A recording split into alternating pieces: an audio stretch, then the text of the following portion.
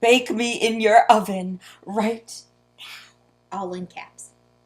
And then it has a And video. then they lived in the some Philippines. photos. Yeah, they talk about the Philippines for a while, which is it's fine. It's cool. We want the recipe, though, please. And then it's like, so where were we? And it goes back to talking about the cookies. But what we want to talk about today, aka what I really wanted to talk about, and I'm roping Leah into talking about with me, is queer love. Speaking of queer love, my love, will you give me something to measure? Yes. Tell me something to do. Oh, yeah. Okay. See how much sugar it wants. White sugar. Because that's the first thing we'll want them. Okay. So you do that. Some sugar for my sugar. Oh, also, This is part of the course, dude. I want to say, while we're very cutesy and lovey-dovey, we also bicker a lot. Yesterday in the airport, hell was... After being awake for so long. It was rough. I was freaking out about the lift because we couldn't find it, and so it was on me. It was on me. It was not Leah, but she was just along for my angst-ridden ride. Can I put it in here? Please put it in there. And get the blender thing out from the mixer thing. So, like, yeah, we're a mix of, like, lovey-dovey cuteness. And we've been together for, like, 4 or 5... We've known each other for, like, 5... We met in 2012. 7... We've known each other for, like, 7 years now. We've been together for quite a while, mostly long distance. And we're still very much in the, like... very much in love phase, and probably like forever. Yeah, like that's. But it's one of those things where while we're very much in love, we bicker a lot, often because I'm an anxiety-ridden mess. When I just want to a certain someone requests the lift and says it's okay, it'll be here at 1:20 a.m. because that's when we had gotten into the airport, and I'm like, no, Huns, that is the arrival time to our destination. We gotta get to the pickup zone. Let's go. ASAP. Yeah, that was on me. So yeah, like I want to make that clear because I think with LGBT couples, the homophobic side makes us out to be like really negative and bad all the time. But then there's another tendency from LGBT plus people and our allies, and I think it's fine that like we're sweet and cute and stuff all the time. No angst. If there's any angst, like you're not really in love. Like that's just false. We're just normal people doing our thing. We're not perfect, but we're great. Why do you only have a half teaspoon, not a whole teaspoon? Oh, I lost it. I lost it. You lost it? All you got to work with is a half. Okay, so add the vanilla before we start mixing. So yeah, 1 teaspoon of vanilla, and then we're gonna mix all this. We still need the brown sugar. Gonna move the camera. I was gonna let you do that. Sorry, my kitchen's a mess. I usually wait to add the brown sugar till after the first mixing. Leah knows I'm kind of particular about what goes into the bowl first. I always do the wet ingredients plus sugar first. Even the recipes usually call for the opposite. Yeah, my whole life I've always done dry, and then the wet into the dry. I don't know. That's what all love is about, is compromise. Yeah. But anyway, we want to talk about queer love. The 2 main themes that I have in mind, and we'll see where it goes, is first, what it's like to be a couple where one of us is trans and non-binary, that's me, and then one of us is a cisgender woman, that's Leah. Woman, that makes me sound old. Yeah, Leah doesn't really, she usually uses the word girl. But honey, you are 25. 25 years old. It's time. I'm reading the recipe. Oh, okay. Just start mixing. Okay. Yeah. Is it not going to be quite loud? Oh, yeah. I'll edit that out. We're going to pause the talking to mix. We're going to break and mix this up so you don't have to listen to it. Yeah, because it's going to be good. We need a 1/4 cup of tea. Where is your 4th cup? Is it also lost? Yeah, it's for the cat food. Okay. Which is a problem. So we're going to do fun math. We're going to do... I never was good at fractions. Yeah, so what we're going to do is do a whole cup, put it in here, and then a 4th cup will be left. Okay. It does say packed. Cooking time at Avery's house. It does say packed. Yes. That is packed, yeah. Did I, do something terrible to this mixture? Have I curdled the butter or something? No. It just looks like that? Yeah. Once we add more stuff, especially the flour, it'll look better, I think. Okay, good. Oh boy, this will be a trip. This is gonna be... Oh, please be careful. Nothing good. But yeah, for me, I just want to talk about, like, sometimes I do, it would be interesting for me, like, to date a trans person. It would be kind of nice to have someone who really gets it. But there's something special in having a partner who doesn't, like, experience it herself, but does her best to understand where I'm coming from and what needs I have. Just, like, various things, like, a lot of trans people experience when it comes to physical intimacy, whether that's romantic or sexual intimacy. We're gonna say this is... That's a lot. Okay. And, That's too much. yeah. Like, it's just sometimes hard. Like, there's parts of my body, not as much. Once I got top surgery, it got a lot better, but, like, my chest was a big source of dysphoria and discomfort. And so just navigating, like, Leah always being very, sure to not draw attention to parts of me that make me uncomfortable, and just navigating that can be difficult. And like for the wedding when we were working on our vows, so we didn't write them completely from scratch. We had a lot of input from our pastor and some other resources. Yeah. But like just double checking, like, hey, like you're okay with being my wife. Yeah. We just be drama-laning all the time. My wife. But like, and I still do like to check in every now and then to be like, my wife's still cool? Like, that's still okay? Cool. Just to, like, make sure. Because language definitely does change. When Leah and I, like, when I was first discovering I was non-binary and Leah was the first person I came out to, I was okay with she pronouns and not really ready to use they pronouns. But Leah was actually, like, when I told her I was non-binary, I was, like, she was the first one to ask me, like, so should I call you they? And that meant a lot to me, that she didn't even wait for me to ask her to do it. She was willing to do it right off the bat.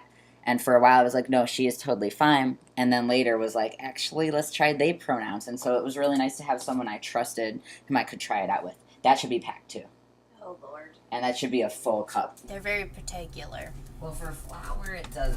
I'm getting better about being a little more lackadaisical. The first time we ever cooked together was a disaster because I was not leveling off the dry ingredients. You didn't level it. And, like, I've gotten a lot. I'm more chill about that, you know. I don't mean that it turned out bad. It was just an interpersonal disaster. Yeah. Again, things we navigate. Because Leah and I are very different. Like, we made pasta earlier. And I was like, and Avery was like, did you measure out the water? Did you read the instructions? 7 minutes boiling. And I was like, I put in some water. I put in some salt. I tasted it. I'm going to boil it, and I'm going to taste it, and I'm going to decide when it's al dente.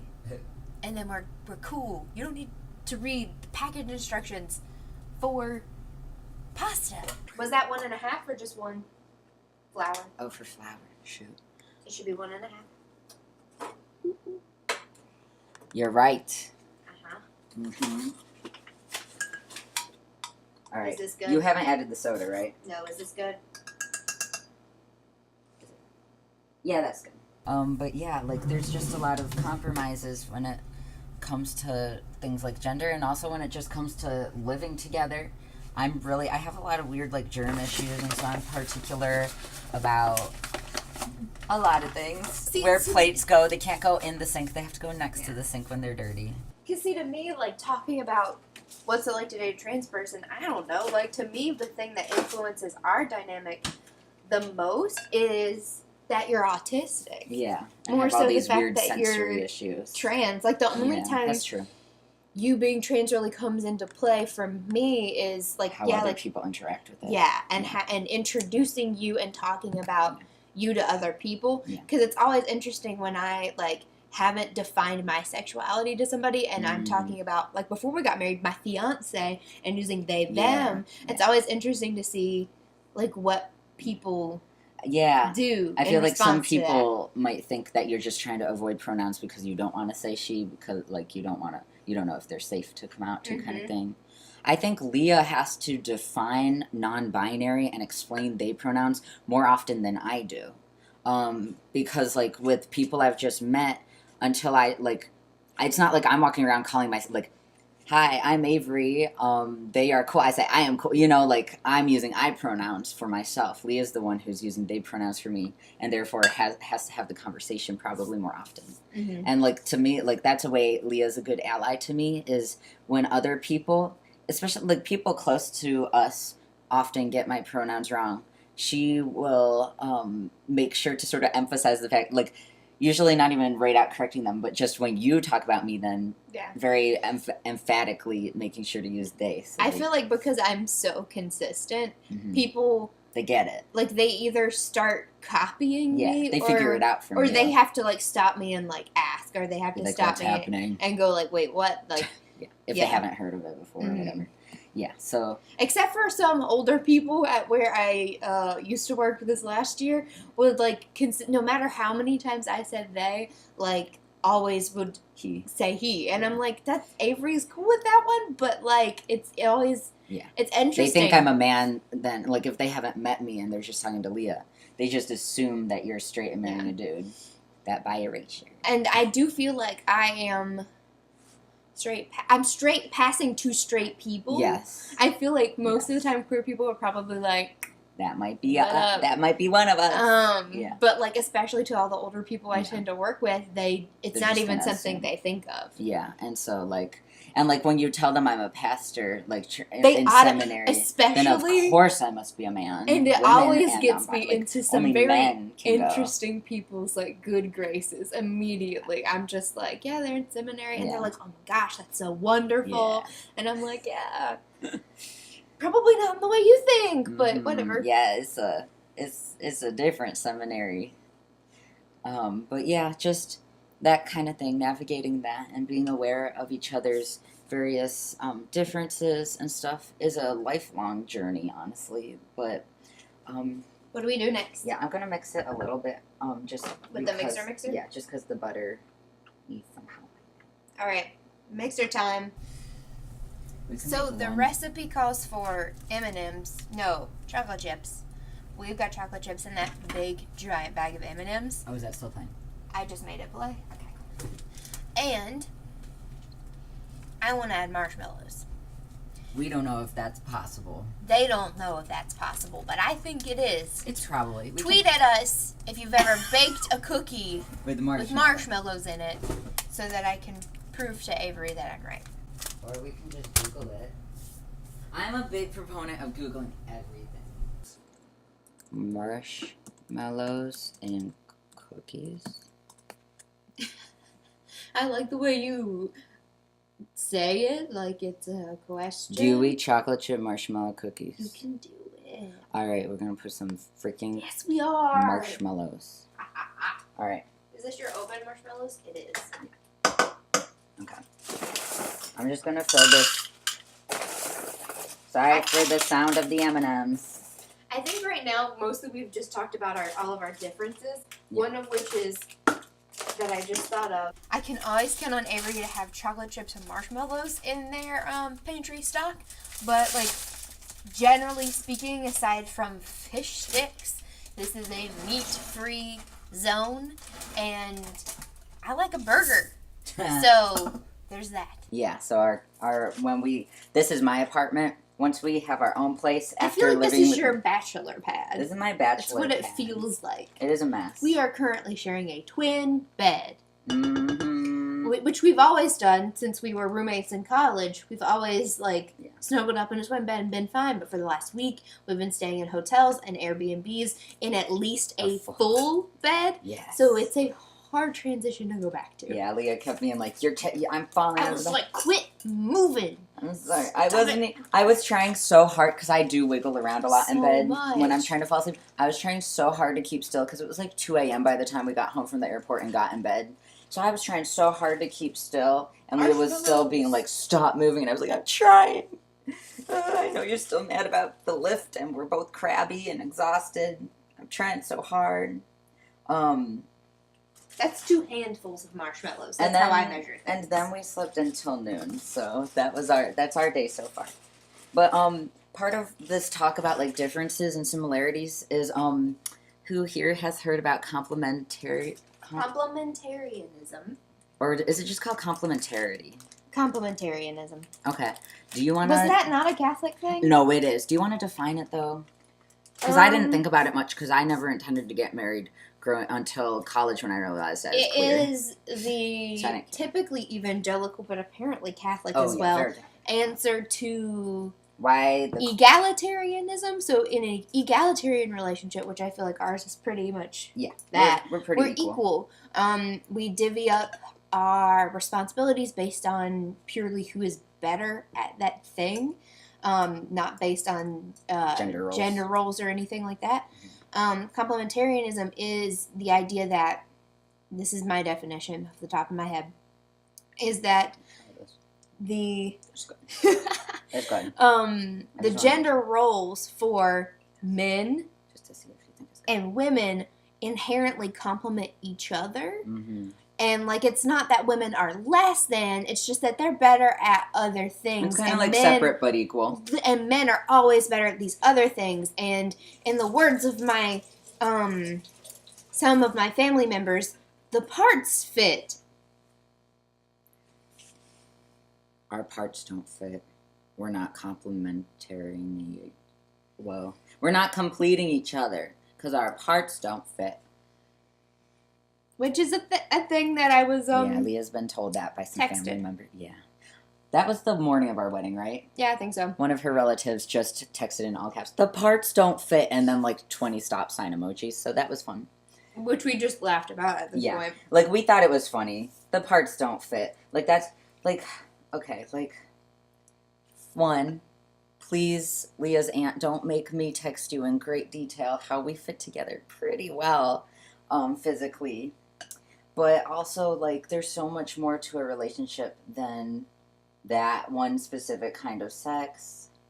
And that's, like, when it comes to complementarity. And, yeah, so in Catholicism, one of the reasons, like, same-sex couples aren't supposed to be a thing is, of course, like, the only good sex in Catholicism is sex procreative. It's got to be able to be procreative. Doesn't mean that if you had sex with your spouse, husband and wife, cisgender, husband and wife, having sex, if a child is not produced, that doesn't mean it's bad sex, but it means you're open to the idea of it, so you can't use contraceptives, and you can't be queer.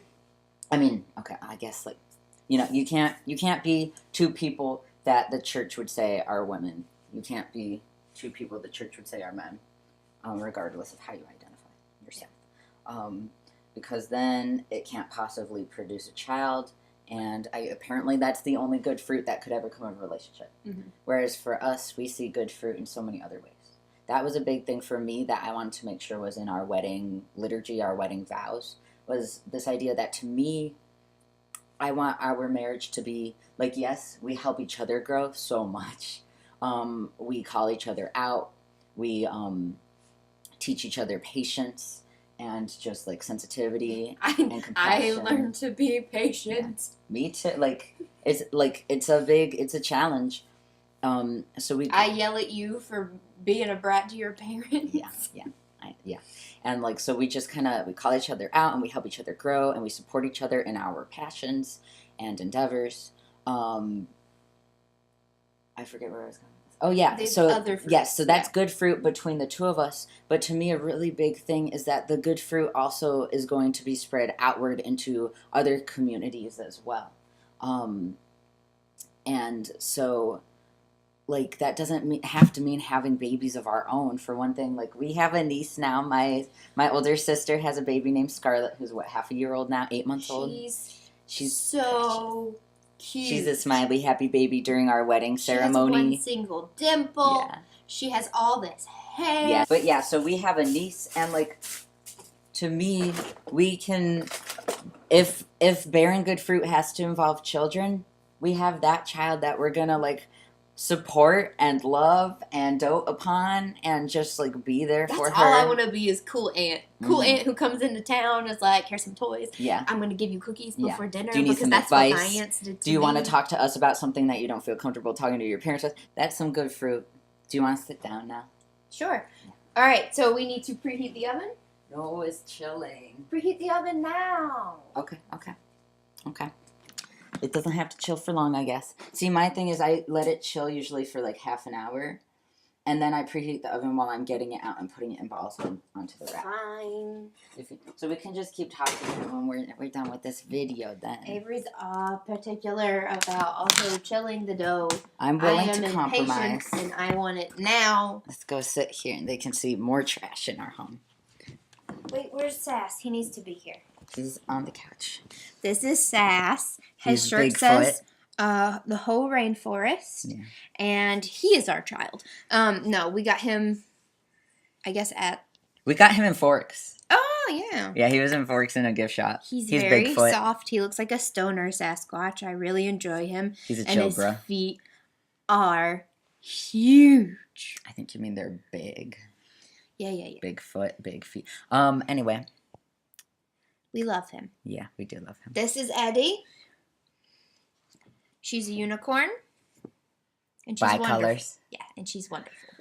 Yeah, my mom got that for me because over winter break I helped my little brother study for Spanish. We are adults. We are adults with many plushies. And yeah, so that's just... And, like, that, most of the plushies are mine. I get, like, these are things, like, Leah just kind of puts up with and learns to love, too. Like, the one I have Simba, who I've had. I have a stuffed Simba that I've had since I was 3 years old. Yeah. And so, like, just learning to put up with that. And, like, a lot of Leah's interests, I'm not, like, she likes to draw. I love that she loves to draw. I think that's so... I would love to draw. I'm not good at drawing. And so I think it's really cool. And, like...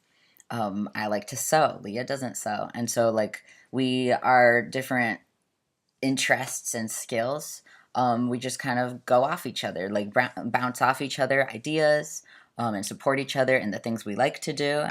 Our social anxieties are different, which is helpful, but because then the person who is more comfortable in that situation can do that thing, and then later when it's something that, like, I would get nervous about, I can pass it off to Avery, who, like, is totally chill in that situation. Yeah, but, like, this idea of complementarity, like, sort of the main point we want to make is, like, if complementarity is a good thing in that, like, okay, first of all, take the gender role idea out of it. The idea of complementing each other, I think, is sound. That's good. You know, and we don't need, the parts don't need to fit. Oh, like, you don't need to have one person who is assigned male at birth and one person who is assigned female at birth in order to complement each other and sort of what I'm good at and she's less good at and what she's good at and I'm less good at. Like, those balance out without any parts needed, like no extra parts required. Thank you. Yeah, gosh. We just, like, this is a casual video because to me, what really helped me understand that, like, that being in a queer relationship and queer love, like, is not just okay, but it's good and it's beautiful, and that God is affirming of it and celebrates it with us, was experiencing it for myself. Because we both did research, went on hoperemains.com, read books, prayed about it, talked about it. Avery's the official seminary grad, but I feel like I should have an honorary degree, as most queer Christians probably do. Yeah, when it comes to knowing... Where it's like, we know the Greek. Yeah, like, we know what the Hebrew in Leviticus 18 whatever says, and why it means that... Yeah, like...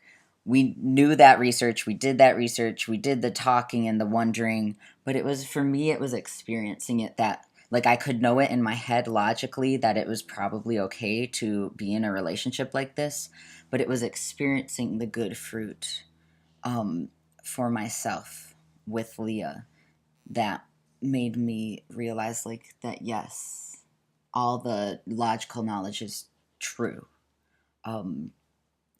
Because, yeah, so, like, if you're in a place where you've done a lot of that research and you're still scared that maybe you're just justifying your sin, is a phrase people throw around, that you're just reading into the Bible what you want to read into it, what are, like, phrases like that. Making God in your own image. Yeah, gosh. And it's, like, conforming to the world. That's one of my big pet peeves, is, like, we aren't the ones conforming to the world. The world is heterosexist and cisnormative. Like, if we were conforming to the world, we'd each marry a man, and I would say I'm a woman. Like, we're doing the opposite of that. Thank you. But just if you've done all the research, but you're still worried and unsure, just wait, okay? Oh, there's my phone. Just wait and see what, like live into it as like don't do anything you're not ready for. If you logically think, yeah, I think sex is okay, but you're still feeling you're not ready to, don't leap into something. Don't be reckless. Be careful with yourself. Make sure you're comfortable before trying things. But even things like making LGBT friends or starting to date someone, if you're ready for that step and taking it slow.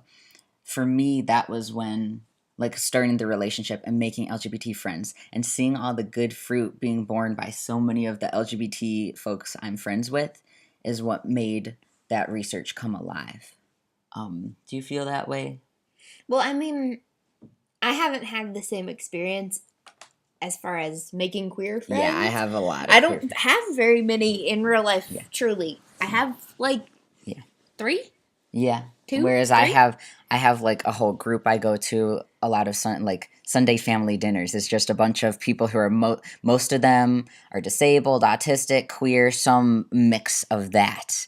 And it's just, I don't know hospitality and community stronger anywhere else. It's the place where I really get a lot of my spiritual needs met is with this bunch of queer people. So, like, for me, that helps a lot. Yeah. And I mean, like, I guess I could talk about, like going to Grace, I think was the biggest thing. So the church where we just got married in is just the most wonderful place. If you are in Tuscaloosa, Alabama, and you need a place to go, Grace Presbyterian Church is lovely. It's incredible. Kathy is the pastor there, and she married us, and she's wonderful. A lot of my relatives who drove up from Mobile were like, "Can she be our pastor, please?" She's so good.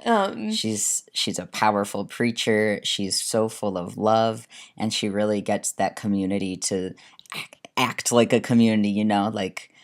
To bring out the best in these people who are really good people. And she just kindles that love even brighter in them. So she's pretty neat. This is a shout out to Kathy. She's great. And walking into that church and seeing all of these different out queer people in Alabama, in my home state, like in a church. Yeah. And this was back in 2014? Yeah. It was just to me, I think that was one of the most powerful things, was sitting in those church pews with all of these people who in other places would have been denied, and taking communion with them, and having them love on us, and we were able to hold hands there where we had never held hands in public before, and been able to introduce each other as whatever we called ourselves back then, girlfriends, partners, whatever. It's just so powerful to be in a place where we're worshiping God with people who are like us or support us. And you getting connect to some older trans people there. Yeah. And just that's always the interesting thing too, is that so many of the queer people in that church are older than us. Yeah. That was really interesting so for powerful. me. Yeah. Because it's they're still here. They are living their lives. They are not, this caricature that some people make queer people out to be. Yeah. So. Yeah, and it's not, they weren't just experimenting. It wasn't just a phase, which one of your aunts kind of acted like that was, and I think she said it to calm your mom down. Yeah. So I'm not blaming her for saying it, but being Leah's just in it. She's in college. People experiment in college. It'll end, and then she'll settle down with a man. Dear God, I just had a heart attack. I think that was her raincoat falling in the closet. Live on air. I am deceased. Yeah. But yeah, just that LGBT people can grow old and be in love for years. Remember when Leslie and Sherry, they let us stay. So wonderful. Yeah. So we visited when was it? August, and when you had to go back and preach. Yeah. And so Leslie does the music for the church, and Sherry just retired from the university, and she did the flowers for our wedding. It was beautiful. And they're married.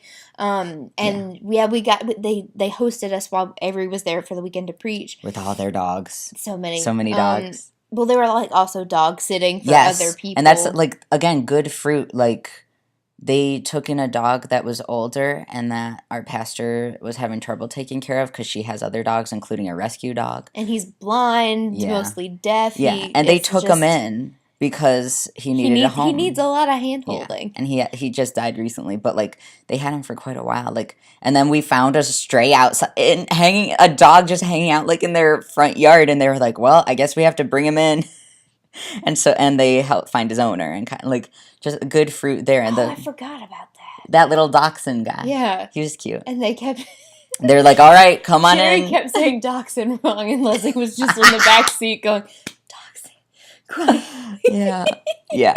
So but they've been together for like over 20 years. Decades. They just recently were able to get married, but they told us the story of how they met, and it was like something like they were in Bible class, like Sunday school together, and they saw each other, and they met, just and they were just like, knew. Yeah, it's so cute. Yeah, like talk about love at first sight that lasts for decades. Like that's a cute and unique story, and like you can.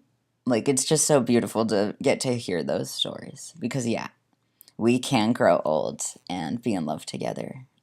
It's not a phase, and we're not destined for death like so many movies with bury your gaze being a thing, like make us out to be tragic endings. We don't have to have a tragic ending, which is pretty nice. So, yeah, that's mainly what we wanted to chat about. I think our cookie dough's probably done chilling, so we can go put it in the oven. Is it done chilling now? Has it been long enough? I mean, I would probably keep it in for longer myself, but we can do it. You're still doing your video voice. My video voice. It's also your pastoring voice. It's my pastoring voice. It's this. I am talking to other people. I am talking. And this is what I sound like. This is staying in the video. You cannot cut it.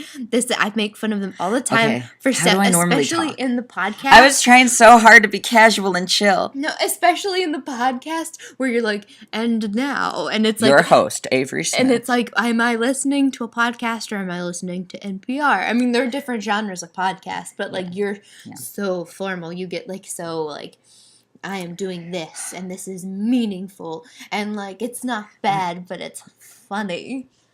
Okay, so this is my podcast. Hello, listeners. This is the podcast that's I forget the title of right now. Blessed are the binary breakers. And so is this my normal voice? Is this my normal voice when I make a lot of weird voices in my day to day just for kicks. So is that one?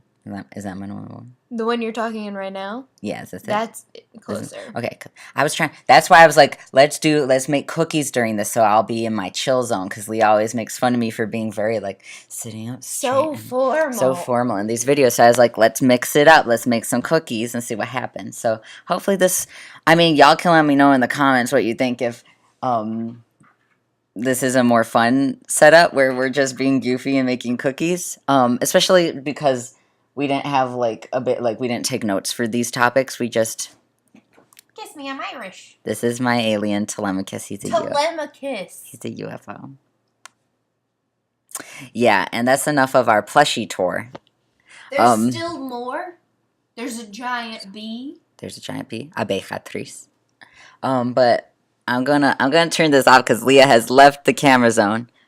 I'm pretty sure Abeja has been in one of my videos at some point, maybe one of my HRT videos. Here she comes. Here she comes. Is that a song? Oh, here she comes. Yeah, that's it. Okay, now we're hanging up. You've seen some plushies. You've had a good time. If you have any... Ooh, let's do one more thing. If you have any thoughts on queer love or LGBT love, whichever way you prefer to say it, whatever you want to call it, what it's like to have a partner who's cis when you're trans. Or partners. We are married and monogamous, but like that's not... For now. And that's something we've talked about, like how, like if we would be interested in ever being poly, how that would look for us as a couple. Stop winking. But like... being married and Get monogamous. this prize package today. Being married and monogamous is not the only way for a Yes. relationship to Yeah. work. You don't have to be a good gay. Your relationship can look like whatever you want it to look like, as long as it's respectful for both everybody involved. Yes. Consent, and if you are married and monogamous and you're bisexual like me, you're still bisexual. Hell yeah. All right. Goodbye. For real.